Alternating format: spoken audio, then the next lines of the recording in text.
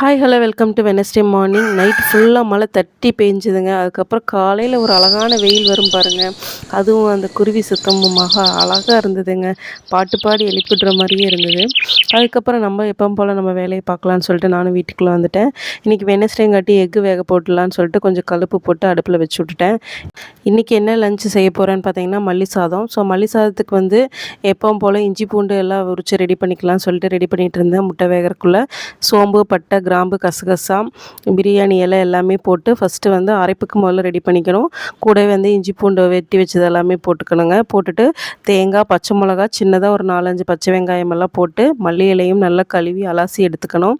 கொஞ்சம் நேரம் நல்லா அலசினா தான் மண்ணெல்லாம் கீழே தங்கிடும். அப்புறம் இலையை நல்லா வெட்டி போட்டு அரைச்சி ரெடி பண்ணி வச்சுக்கணுங்க.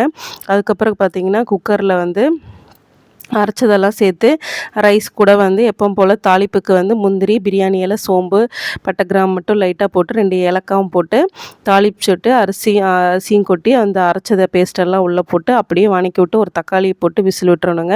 அதுக்கப்புறம் மல்லி சாதம்லாம் விசில் ஆகிற வரைக்கும் டிஃபன் பேக் பண்ணிடலான்னு சொல்லிட்டு மல்லி சாதம் ரெடி ஆயிடுச்சு. ரெடியானது பார்த்திங்கன்னா பெரிய பொண்ணுக்கு இன்றைக்கி எக்கு ஸ்கூலில் அலோடுங்காட்டி எக்கு வச்சு விட்டாச்சு. சின்னவளுக்கு அலோடு கிடையாது. அதனால் கேர்டு மட்டும் வச்சாச்சு அவளுக்கு. அதுக்கப்புறம் டிஃபன் எல்லாம் பேக் பண்ணி முடிச்சிட்டேங்க. அப்புறம் பெரியவளை ஹெல்ப் பண்ணிகிட்டு இருந்தா எனக்கு பேக் பண்ணுறக்கு. சரி தங்கன்னு சொல்லிட்டு எல்லாமே ஹெல்ப் பண்ணி பேக்கெலாம் பேக் பண்ணி வச்சாச்சுங்க. சின்னது பார்த்திங்கன்னா கிளம்பிட்டு எப்போ பார்த்தாலும் தூங்குறதாங்க வேலை. பார்த்திங்களா, நான் பார்க்கும்போது மட்டும் கண்ணை நல்லா முழிப்பாக வச்சுக்குவா. ஸோ காலையிலே புதினா சாதம், அதுக்கப்புறம் முட்டையும் ஃப்ரூட்ஸ் எல்லாமே ரெடியாக இருந்தது. என்றைக்காவது ஃபாஸ்ட் அண்ட் ஈஸி சமையல் பண்ணணுங்க. அப்போ தான் அதுவும் நல்லாயிருக்கும் கிச்சனுக்கு இல்லையா. ஸோ ஹஸ்பண்டும் கிளம்பிட்டாங்க. அவங்களும் பாய் சொல்லிட்டாங்க. நானும் டிஃபன் போட்டு சாப்பிட்டேங்க. தேங்க்யூ.